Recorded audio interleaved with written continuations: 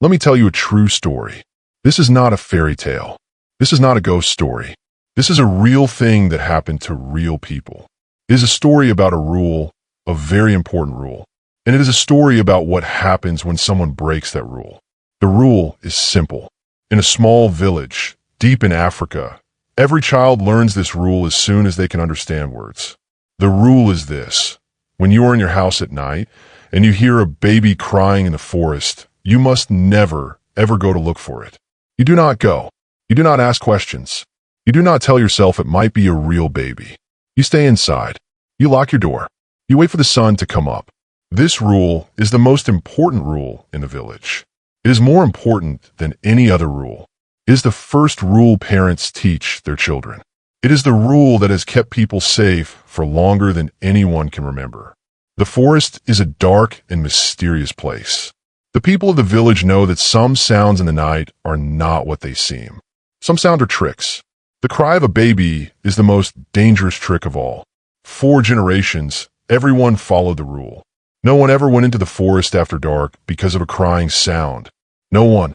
It was unthinkable. It was like trying to breathe underwater. It was just something you did not do.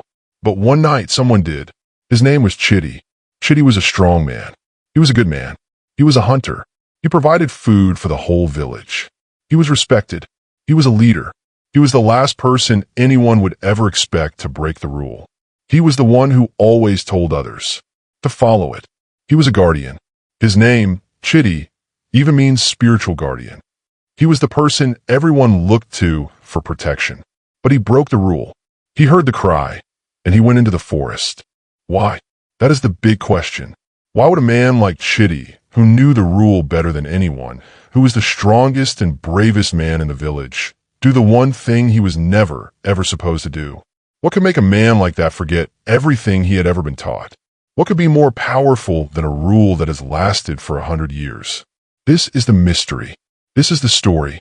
We're going to look at it very carefully. We're going to look at all the pieces. We're going to see what happened in the days before that night. We're going to meet the people involved. We're going to understand how a good man can be tricked into making a very, very bad decision. This is a story about a trap. But it was not a trap made of ropes and sticks. It was a trap made of feelings. It was a trap made of a man's own good heart. Someone figured out how to use Chitty's own kindness and bravery against him. Someone figured out how to turn his greatest strength into his greatest weakness. This is the story of that someone. His name was Bakery. And this is the story of how he built his trap, piece by piece, right in front of everyone, without anyone seeing what he was doing. To understand why Chitty broke the rule, you first have to understand the village he lived in. The village was called Aho. It was not a big place. Maybe 300 people lived there. It was nestled right on the edge of a huge, dark forest. On the other side of the village was a wide, slow-moving river called the Alyamo. Life in Aho was all about rhythm. Everything moved to a beat. The first rhythm was the rhythm of the land. This was the beat of nature. The rains came at a certain time each year. The sun rose and set. The river rose and fell. The people of Aho knew these rhythms by heart. They knew when to plant their seeds. They knew when to expect the fish to swim up the river. Their lives were tied to this natural clock. They did not fight it. They moved with it. The second rhythm was the rhythm of work. This was the beat of the people. The farmers had their rhythm. They woke up at sunrise and worked in the fields until the sun was high in the sky. The hunters had their own rhythm. They would spend days quietly tracking animals in the forest, then come back with food for everyone. The fishers had their rhythm, going out on the river in their small boats. The potters shaped their clay. The weavers made their cloth. Everyone had a job. Everyone moved to the beat of their work. This rhythm kept the village alive. It put food on the plates and roofs over heads. The third rhythm was the most important. It was the rhythm of the heart. This was the beat of the community. It was the sound of children laughing and playing. It was the sound of people talking and sharing stories at the end of the day. It was the sound of drumming and dancing during festivals. This rhythm was about friendship. It was about family. It was about trust. It was about knowing that you belonged to something bigger than yourself. The rule of the cry was part of this third rhythm. It was a deep, steady drumbeat in the background of every life. It was a rhythm of safety. It was a reminder that even though they lived next to the forest, they were not part of it. The forest had its own rules, and the village had theirs. The rule was their way of saying, we are a community. We protect each other by staying safe inside our walls at night. We do not venture into the unknown. The rule was simple, but it was strong. It was the glue that held their sense of safety together. If that glue came undone, everything could fall apart. In the village of Aho, Chitty was a star. He was like the sun around which the other rhythms moved. Chitty was a hunter, but he was not just any hunter. He was the best hunter anyone had seen in a long, long time. He knew the forest better than any other person. He could move so quietly that the birds would not even notice he was there. He could read the signs of the forest, the broken twigs, the marks on the ground, the way the leaves moved, like most people read a book. When Chitty went hunting, he always came back with food. Sometimes it was a large antelope that could feed many families. Sometimes it was several smaller animals. But he never came back empty-handed. Because of this, he was a very important man. The village depended on him. When people saw Chitty, they felt safe. They knew that as long as he was there, they would not go hungry. But Chitty was more than just a good hunter. He was a good person. He was strong, but he was not a bully. He was respected, but he was not arrogant. Well, most of the time he was not arrogant. He would always share his meat with the elderly people who could not hunt for themselves. He would help others build their houses. He was kind to children. His name, Chitty, meant spiritual guardian. And that is exactly what he was. He was the village's guardian. He protected them from the dangers of the forest. He provided for them. He was a living symbol of their safety. He was the human version of the rule of the cry. He was the one who made everyone feel that the rules worked, that they were strong, and that they were safe. People looked up to him. Parents pointed him out to their children. See Chitty, they would say, be strong and brave like Chitty. Be a protector like Chitty. Chitty was married to a woman named Zahara. Zahara was beautiful, both inside and out. She was the village's best potter. She could take a lump of wet, gray clay from the riverbank and turn it into a beautiful pot, a bowl, or a vase. She would paint intricate patterns on them that told the old stories of the village. She was also a wonderful singer. Her voice was clear and sweet. During festivals and ceremonies, she was the one who led the songs. Her voice could make people feel happy, or sad, or hopeful. Together, Chitty and Zahara were the perfect couple. Chitty was my strength. Zahara was the heart. He brought the food from the forest. She made the beautiful pots that held the food and water. He protected the village. She filled it with music and art. They were like two strong trees growing next to each other, their roots intertwined, supporting each other. When people saw Chitty and Zahara together, they saw the village at its best. They saw strength and beauty. They saw safety and joy. They saw a future. Chitty and Zahara were a very important part of the village's rhythm. They were a steady, happy beat in the song of the community. But even the strongest tree can have a hidden weakness, a crack that you cannot see from the outside. And Chitty had a weakness. It was a small thing. Most of the time, it did not matter. In fact, most people would have said it was part of his strength. His weakness was this. Chitty was so sure of his own strength, so confident in his ability to protect, that he could not imagine a danger that he could not handle. He believed that because he was the guardian, he was safe from the very things he guarded others against. He thought the rules were for other people, for people who were not as strong as him, for people who were not as brave. He believed that he was the exception. This belief was a tiny crack in his heart. It was so small that no one ever noticed it, not even Chitty himself. But a clever enemy does not need a big hole to get in. A tiny crack is enough. In every community, there are people who are at the center, and there are people who are on the edges. Chitty and Zahara were at the very center of the village. Everyone knew them. Everyone loved them. Then there was Bakery. Bakery lived on the edges. Bakery was a fisherman. He spent most of his time alone on the river in his small wooden boat. The river was his world. He knew where the fish liked to hide. He knew how the currents moved. He was a good fisherman. He always caught enough fish to feed himself and to trade for other things he needed. But he was not like Chitty. When Bakery came back to the village with a boat full of fish, people did not celebrate. They just took the fish and said thank you. It was expected. It was his job. No one sang songs about Bakery the fisherman. No one pointed him out to their children as a hero. Bakery was a quiet man. He did not talk much. He did not laugh loudly at festivals.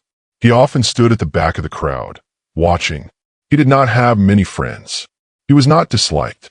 He was just ignored. He was like a piece of furniture that everyone walks past, but no one really sees.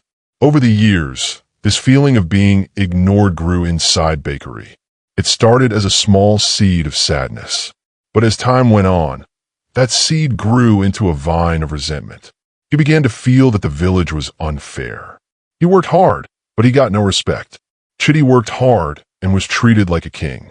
Bakery watched Chitty and Zahara. He saw how everyone loved them. He saw how happy they were. And he wanted that for himself. He wanted the respect. He wanted love. He wanted to be at the center of the village's rhythm, not on the outside looking in. Most of all, he wanted Zahara. He thought that if he could have Zahara, it would change everything. People would have to respect him.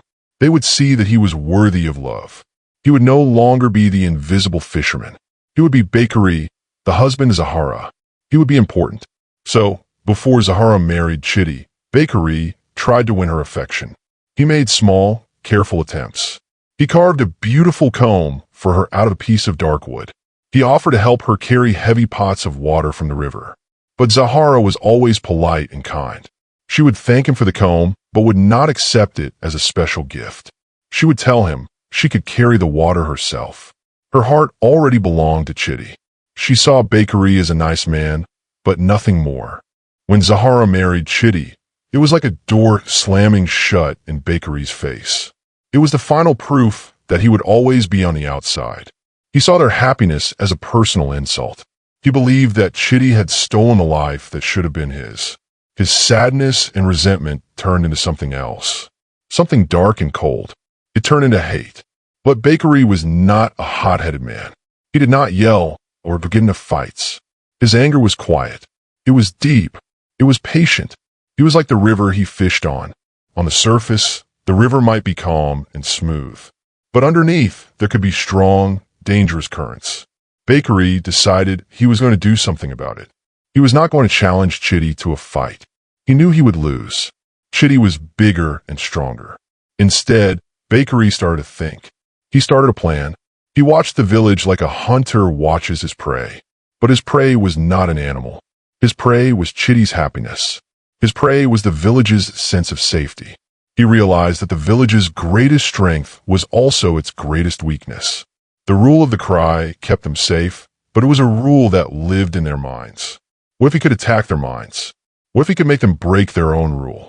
He looked at Chitty. He saw a man who was strong and brave. He saw a man who was a protector. And he had an idea.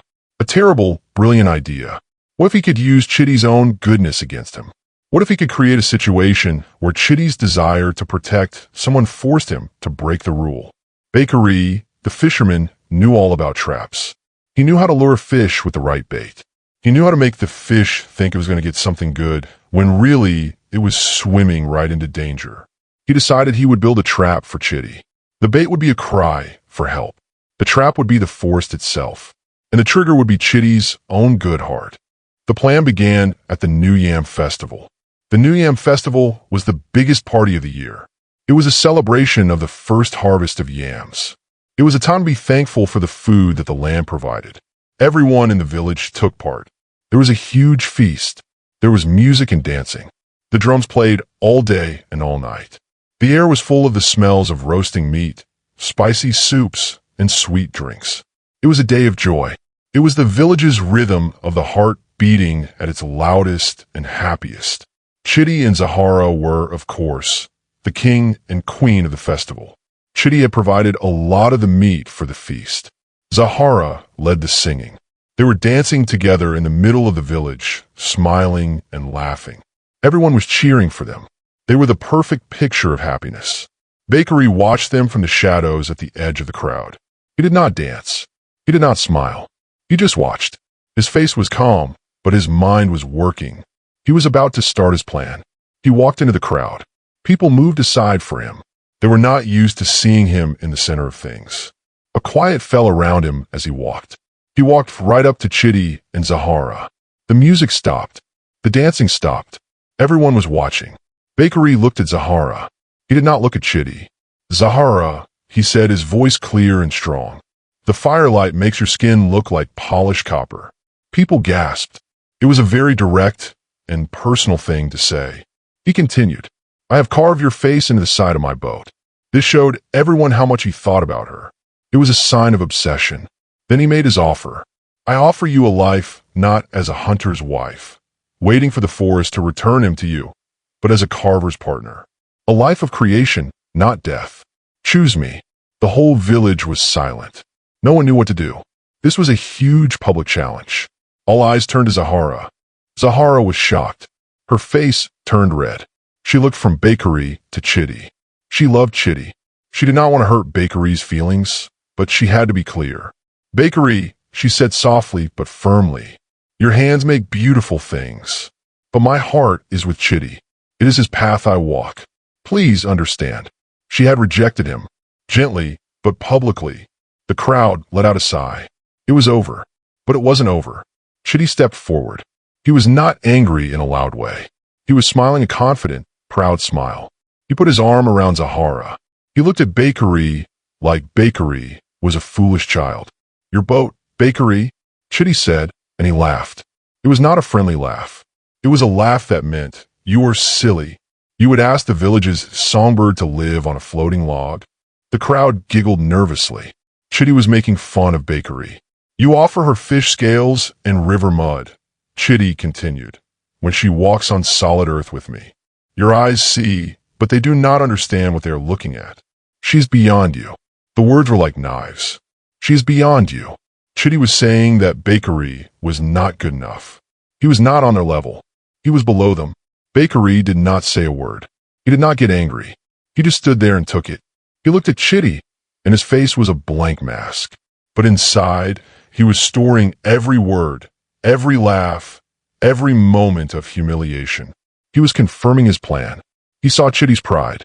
He saw his arrogance. He saw the crack in the guardian's armor. Without another word, Bakery turned and walked away. He disappeared into the crowd. The festival slowly started up again, but the mood had changed. The happy rhythm was broken. Later that night, the village chief, an old and wise man named Jabari, found Chitty. The chief looked worried. "Chitty," the chief said, "what you did was unwise." Chitty was still feeling proud of himself. Why? He needed to be put in his place. "He is nothing." "That is the problem," the chief said. "You shamed a man who has nothing but his pride. Now you have taken that away. A man with nothing left to lose is the most dangerous man of all. You watch out for the leopard in the tree, because it is big and loud. But you forget about the scorpion on the ground. It is small and quiet, but its sting can kill you." Chitty waved his hand, dismissing the old man's warning. "He is no scorpion. He is nothing. He will not do anything." The chief shook his head sadly. "You see the world only in terms of strength you can see. That is a blindness that strength cannot cure." That night, while the village slept, Bakery was awake. He walked to the very edge of the forest. He stood where the light from the village fires ended and the deep darkness of the trees began. He was not sad. He was not angry. He was focused. The public humiliation was just the first step. It showed him that Chitty was exactly the man he thought he was: proud, arrogant, and sure of his own safety. Now, Bakery could move to the next part of his plan. He looked into the dark forest. He was not afraid of it. He respected it. He knew its dangers, and he knew its secrets. He spoke to the darkness, not in a shout, but in a quiet, calm voice. "The guardian has forgotten the rules," he whispered. "He thinks the wall is there to make him feel safe. He does not understand that the wall is the only thing that makes him safe." He was talking about the rule of the cry. The rule was the wall that kept the village safe from the forest tricks. Chitty, from his position of strength, thought he was above the wall. He thought he could look over it and be fine. Bakery's plan was to use the stones of the wall to build a prison for Chitty. "So I will use the stones of his own wall to build his prison," Bakery said to the trees. "I will show him that the cry in the night is not a warning to be ignored. It is a key, and I have just turned it in the lock." He turned and looked back at the village. He could see Chitty and Zahara's hut. They were sleeping, unaware of the storm that was coming. Bakery's face was calm. He was a craftsman, and he had just finished designing his masterpiece. Now it was time to build it. The trap was set in his mind. The target was chosen.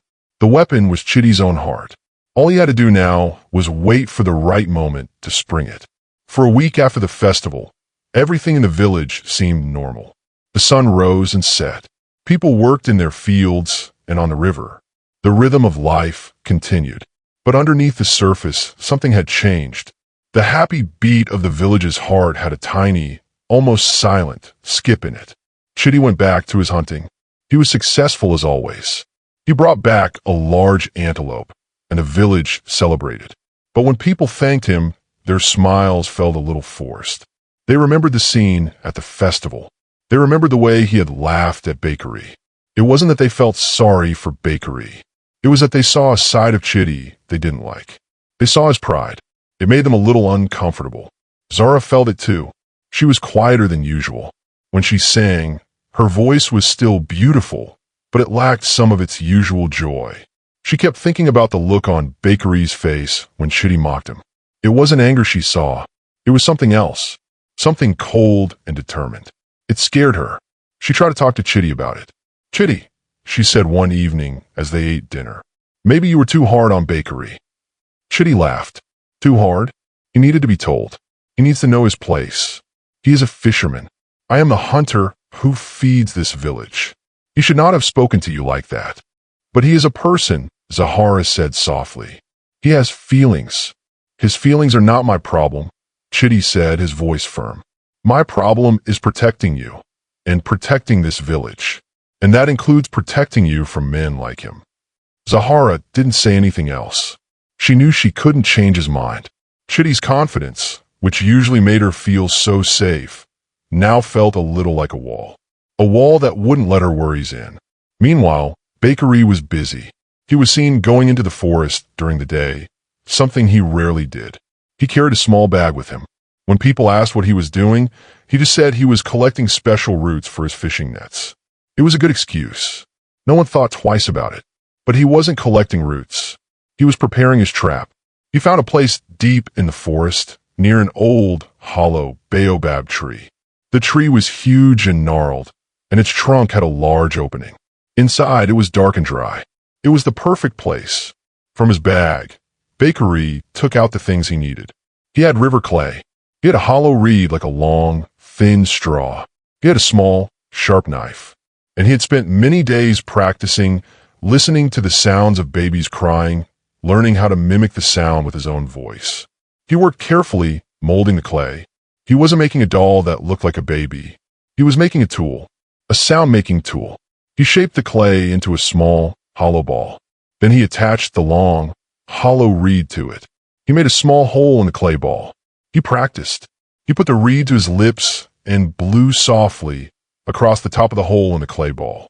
It made a low, whistling sound. He adjusted the size of the hole. He practiced changing the pressure of his breath. He practiced making the sound waver, like a cry. After many days of work, he had it. When he blew into his device, it didn't sound like a whistle. It sounded exactly like the sad, desperate, lonely cry of a human baby. It was a perfect imitation. It was the bait for his trap. He hid the device inside the hollow baobab tree. The reed stuck out, pointing towards the village, almost invisible among the leaves and branches. From his hiding spot, he could blow into the reed, and the sound would travel through the forest, straight towards the village. It would sound like a baby was lost right there in the darkness. The trap was built. Now he just had to wait for the right night. The night was very dark. There was no moon. The wind was still.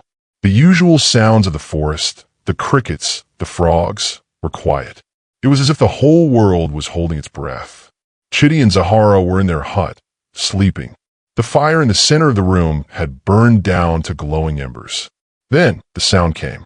It started softly at first. A faint, whimpering cry. It was far away, but it was unmistakable. The cry of a baby. Zahara stirred in her sleep. Her eyes fluttered open. She lay still, listening. The cry came again, a little louder this time. A long, sad wail that cut through the silent night. "Chitty," she whispered, shaking his shoulder. "Chitty, wake up." Chitty woke up. "What is it?" "Listen," she said. They both lay in the dark, listening. The cry came again. It was a heartbreaking sound. It sounded so real, so scared, so alone. "It's a baby," Zahara said, her voice filled with worry. "A child is lost in the forest." Chitty sat up. His mind was racing. The rule screamed in his head, "Do not go. Do not answer. It is a trick." But the cry screamed louder. It sounded so helpless, so innocent. "It can't be," Chitty said, more to himself than to Zahara. "No one would take a baby into the forest at night." "Maybe it wandered away," Zahara said. "Maybe it got lost during the day and just now started crying. We have to help." "The rule," Chitty started to say. "The rule is for tricks." Zahara insisted, her voice urgent. "What if this is real? What if it's a real child? We can't just lie here and listen to it die out there." Chitty's heart was pounding. His entire life, he had been the protector. He was the one who kept people safe. How could he lie in his bed while a child was in danger? The rule said to stay, but his heart, his very soul, said to go. He thought about what the chief had said, about the scorpion. Was this the sting? A cry in the night? It seemed too simple. He made a decision. The decision that Bakery knew he would make. "Get the torch," Chitty said, his voice firm. "We are going." "Chitty, are you sure?" Zahara asked, a sudden fear gripping her. Now that he had agreed, the danger felt very real. "I'm the guardian of this village," Chitty said, his pride taking over. "I'm not afraid of the forest. If there's a child out there, I will bring it back. My strength can handle any trick. I'm not like the others. I can do this." This was the crack. This was the moment Bakery had been waiting for. Chitty didn't see himself as breaking the rule. He saw himself as being so strong that the rule didn't apply to him. Zahara lit a torch from the embers of the fire. The flame flickered, casting long, dancing shadows on the walls of the hut. They opened their door and stepped out into the cold, dark night. The cry came again. It seemed to be coming from a specific direction. To the left of the path, deep in the trees. "Stay close to me," Chitty said, taking the torch. He held his hunting spear in his other hand. Together, they left the safety of the village and walked into the dark, silent forest. The forest at night was a different world. During the day, it was a place of life and light. At night, it was a place of shadows and secrets. The trees looked like giant, silent monsters. The path behind them disappeared into the darkness. They walked slowly, carefully. Chitty held the torch high, but its light only pushed the darkness back a few feet. Beyond the circle of light, the blackness was absolute. The cry guided them. It would stop for a few minutes, and they would stand still, their hearts beating loudly. Then it would start again, always a little further ahead, leading them deeper and deeper into the forest. "Hello," Zahara called out, her voice trembling. "Is anyone there?" There was no answer, only the echo of her own voice, and then the crying again. "Don't call out," Chitty said, his voice low. "We don't know what we are calling to." The air grew colder. The ground beneath their feet became uneven, covered with twisting roots that seemed to grab at their ankles. The sounds of the village were gone now. They were completely alone in the vast, dark wilderness. Chitty's confidence began to waver. The forest felt different. It felt watchful. The trees seemed to be leaning in, listening to them. He gripped his spear tighter. "We are going very far." "Chitty," Zahara whispered, her hand clutching his arm. "Maybe we should go back. Maybe it is a trick." "It's too late to go back now," Chitty said, though he was starting to doubt himself. "We have come this far. We have to see it through." The cry sounded again. It was closer now. It seemed to be coming from just ahead, behind a thick cluster of bushes. Chitty pushed the branches aside with his spear. And there it was, the huge, ancient baobab tree. Its trunk was massive, and the hollow in the front was like a dark, open mouth. The crying was loud now. It was coming from inside the tree. Chitty's heart leaped. A child had taken shelter in the tree. He stepped forward, peering into the darkness. "Hello," he said. "Little one, we are here to help you."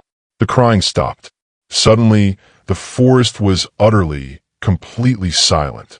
It was a silence that was louder than any sound. It was a heavy, pressing silence that felt wrong. Chitty and Zahara stood frozen, waiting. Then, a new sound started. It wasn't a cry. It was a low, soft sound at first. It was a sound they both knew. It was laughter. Bakery stepped out from behind the baobab tree. He wasn't holding a weapon. He was just standing there, a calm smile on his face. "Hello, Guardian," Bakery said. His voice was quiet, but it cut through the silence like a knife. For a long moment, no one spoke. Chitty and Zahara just stared at Bakery. Their minds couldn't understand what they were seeing. Bakery? Here? In the middle of the forest? In the middle of the night? Then, understanding dawned on Chitty's face. It was slow, and then it was fast. The festival, the humiliation, the cry. It was all connected. "You," Chitty said, his voice a low growl. "You did this." "Yes," Bakery said, his smile never fading. "I did." "But the cry?" Zahara asked, her voice shaking. "Where's the baby?" "There is no baby," Bakery said. He walked over to the hollow tree and reached inside. He pulled out the clay object with the reed. "There is only this. A tool.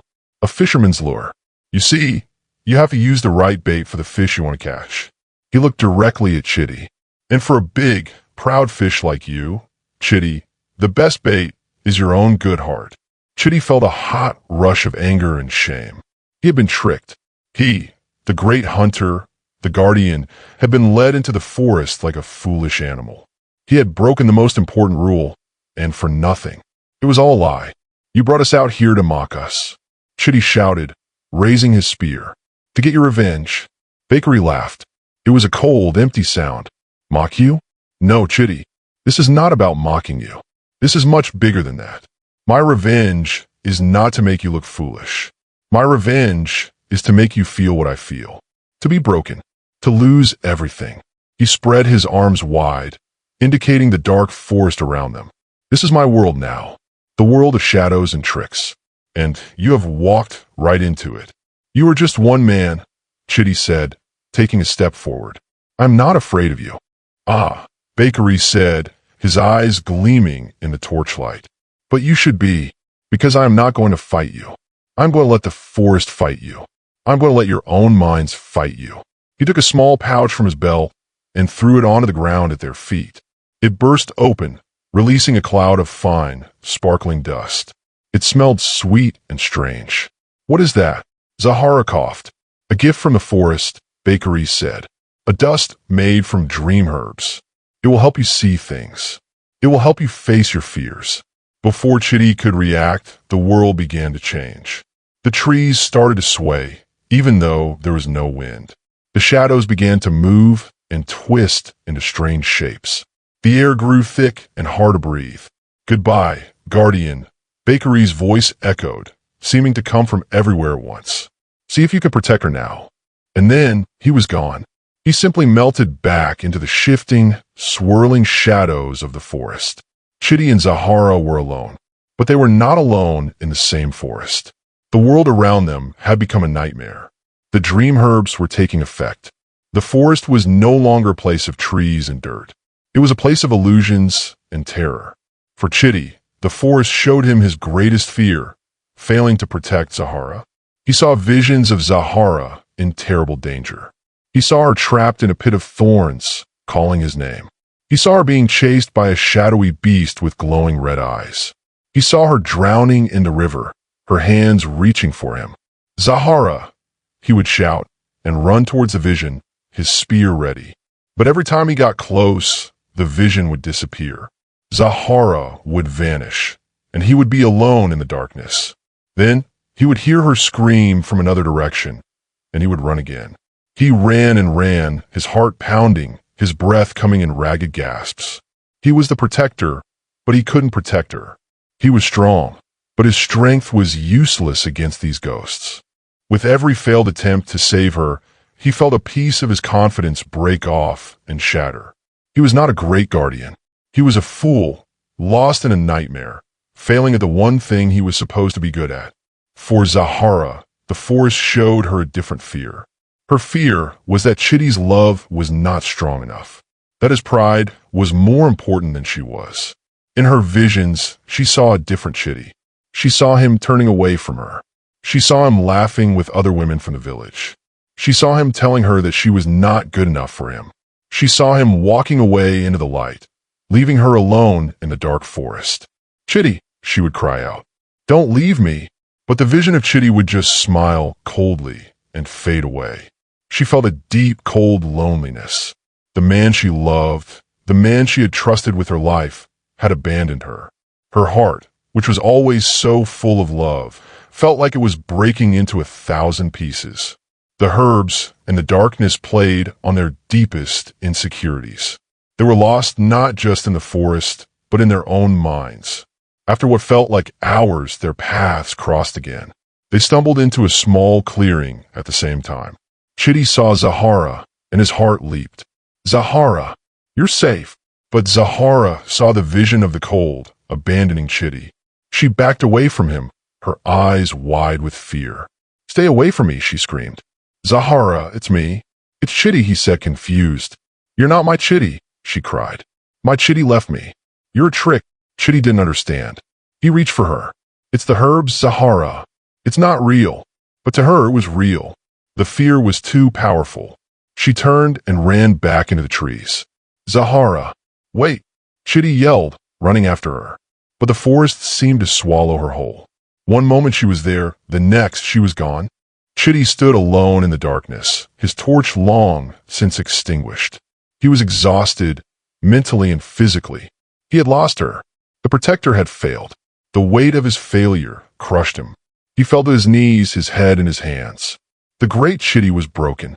Nearby, Zahara had also collapsed. She was curled up at the base of a tree, sobbing. She believed the man she loved was gone forever. Her world had ended. Bakery, watching from the shadows, smiled. His plan was working perfectly. He had not laid a hand on them, but he had destroyed them. He had used the forest and their own fears to tear them apart. Chitty's pride was shattered. Zahara's trust was broken. Their love, which had seemed so strong, was in pieces. The revenge was almost complete. Chitty did not know how long he knelt on the forest floor. It could have been minutes. It could have been hours. Time had lost all meaning. The world was a blur of darkness and despair. He had spent his whole life building an identity. He was Chitty the hunter, Chitty the provider, Chitty the guardian. He was strong. He was brave. He was the one people relied on. Now, in the dark forest, that identity was gone. He had broken the rule. He had been easily tricked. He had lost the woman he loved.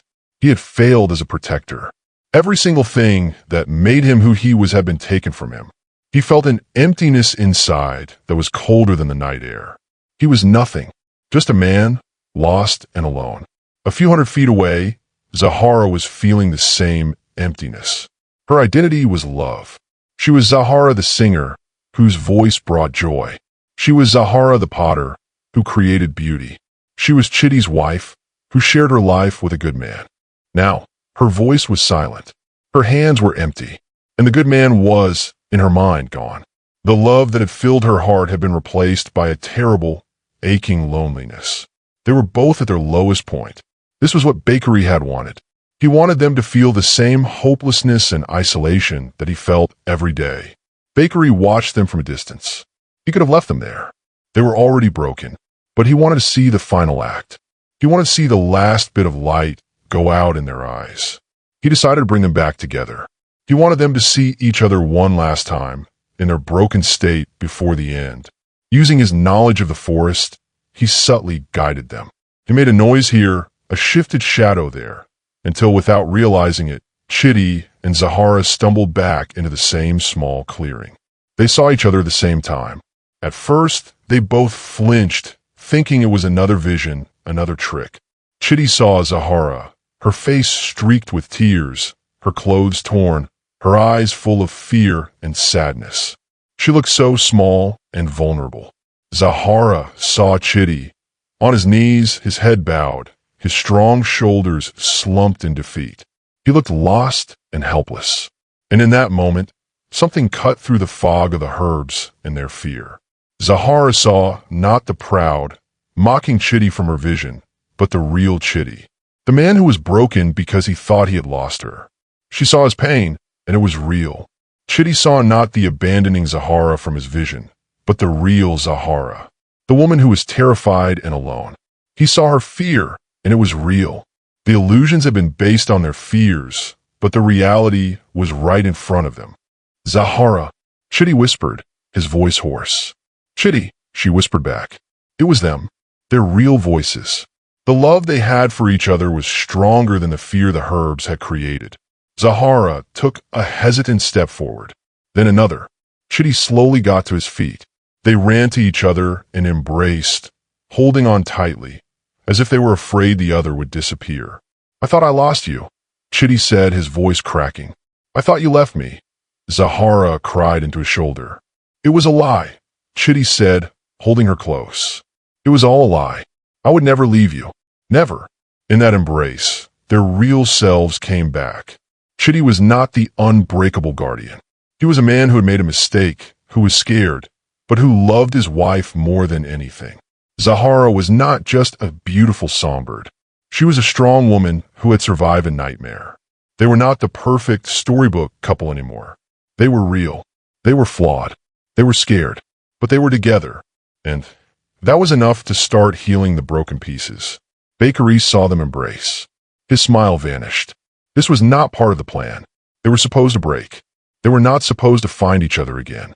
Anger, hot and sharp, rose in his chest. His perfect revenge was falling apart. He stepped out of the shadows and into the clearing. How touching, he said, his voice dripping with sarcasm. The great love story finds its happy ending. Chitty and Zahara turned to face him, but they did not let go of each other. It's over, Bakery, Chitty said. His voice was different.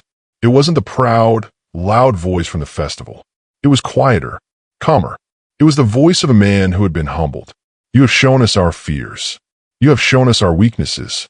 You have won. Now let us go. Win. Bakery laughed, but it was a bitter, angry sound. I haven't won until you have lost everything. You still have each other. That is not losing everything. He picked up a heavy, fallen branch from the ground. It was thick and solid. He advanced towards them, his eyes wild. The calm, clever planner was gone. Now he was just a man consumed by hate. Chitty pushed Zahara behind him. He had no spear now. He was tired and unarmed, but he stood his ground. Bakery, please, Zahara pleaded. This won't bring you happiness. Happiness. Bakery snarled. I don't want happiness. I want justice. He raised a branch, ready to swing it at Chitty. This was the true test. The test of what they had learned in the forest. The old Chitty would have fought. He would have met violence with violence. He would have tried to be the hero. But the new Chitty, the one who was humbled, did something else. He did not raise his fists. He did not shout. He looked at Bakery, and for the first time, he really saw him. He saw the pain. He saw loneliness. He saw the man who had been ignored for so long that his heart had turned to stone. And Chitty felt sorry for him. I am sorry, Bakery, Chitty said, his voice sincere. Bakery froze, the branch still held high. What? I am sorry, Chitty repeated. I'm sorry I shamed you at the festival. It was wrong. I was proud and foolish. I thought I was better than you. But I am not. We are all just people trying to find our way. I am sorry for your pain. Zahara stepped out from behind Chitty. She looked at Bakery, her eyes full of compassion, not fear. We see you, Bakery, she said softly. We see your pain, and we are sorry. This was the one thing Bakery had not planned for. He had planned for anger. He had planned for fear. He had planned for a fight. He had not planned for kindness. He had not planned for an apology. The branch in his hands felt heavy. The anger inside him felt confused. Their words were like water on a fire, smothering the flames of his hate. He had wanted to break them, but they had not broken. Instead, they had bent, and in bending, they had become stronger in a way he didn't understand. They had found a strength that was not about pride or power, but about love and forgiveness. His revenge was empty. It had not given him what he wanted. It had not made him feel important or loved. It had just caused more pain. He lowered the branch. The fight went out of him. He looked from Chitty to Zahara, and he saw the truth. He could hurt them. He could even kill them, but it would not fill the hole in his heart. It would only make it bigger. He had lost. He dropped the branch. It landed on the soft earth with a dull thud. Without another word, Bakery turned and walked away. He did not go back towards the village. He walked deeper into the forest, into the darkness, and he kept walking. He was never seen in the village of Aho again. Chitty and Zahara watched him go until he was swallowed by the trees. Then, they turned and started the long walk back to the village. The journey back was different from the journey in. They were not being lured by a false cry. They were guided by the faint, growing light of the coming dawn. They did not speak much. They just held hands, supporting each other as they walked. They were tired, they were bruised, but they were together. When they finally reached the edge of the forest and saw the village in the early morning light, it was the most beautiful sight they had ever seen. The villagers were just starting to wake up. They saw Chitty and Zahara emerge from the trees, looking exhausted and disheveled. A crowd gathered around them, full of questions. What happened? Where were you? We heard a cry last night. We were so worried. Chitty looked at the faces of his people. He did not make up a heroic story. He did not boast. He told them the truth. He stood before the whole village and told them everything. He told them how he had broken a rule. He told them how he had been tricked by Bakery. He told them how his own pride had led him into the trap. He told them about the terrible visions in the forest. He told them how he had been broken and how he and Zahara had found each other again. He did not hide his shame. He admitted his failure. When he finished, the village was silent. They were shocked. Their great guardian had fallen. But then, something surprising happened. Instead of losing respect for him, they respected him more. They saw his courage was not just in facing animals in the forest, but in facing his own mistakes. They saw that he was human, just like them. The village chief stepped forward. He placed a hand on Chitty's shoulder. "You have learned the lesson that strength alone cannot teach," the chief said. "The strongest wall can be brought down by the smallest crack in its foundation. Your foundation was your pride. Now it is humility. That is a much stronger foundation to build upon." Life in the village of Aho slowly returned to its rhythm. But the rhythm had changed. It was a little slower, a little wiser, a little kinder. Chitty was still the hunter. He was still the provider. But he was different. He was quieter. He listened more. He was no longer too proud to ask for help or advice. He was a better guardian because he understood his own weaknesses. Zahara's singing was different too. It was still beautiful, but now it had a new depth. It held the sadness and the wisdom of their experience. Her songs told the story of the night in the forest, not as a story of terror, but as a story of a love that was tested and made stronger. The rule of the cry was still the most important rule. But now, when parents taught it to their children, they added a new part. They said, "You must never, ever follow the cry into the forest, because the cry is a trick. It preys on the best parts of us, our kindness, our desire to help." Remember the story of Chitty and Zahara. Remember that even the strongest among us can be tricked if we let our pride blind us. The rule is there to protect your good heart from those who would use it against you. The story became a new part of the village's wisdom. It was no longer just a rule about a sound in the night. It was a rule about knowing yourself, understanding that true strength includes knowing your own weaknesses. Chitty and Zahara lived a long and happy life together. They had children, and they taught them the lessons they had learned in the forest. They taught them about love, about forgiveness, and about the danger of pride. They never forgot Bakery. They didn't hate him. They pitied him. They hoped that somewhere he found the peace that he could not find in their village. The forest remained dark and mysterious. But the people of Aho now understood it a little better. They knew that the greatest dangers were not the ones that growled in the dark, but the ones that whispered in your own heart. And the rhythm of the village, the rhythm of the land, the work, and the heart continued. But it was a stronger, wiser, more compassionate rhythm. A rhythm that had learned from its pain and had become better because of it.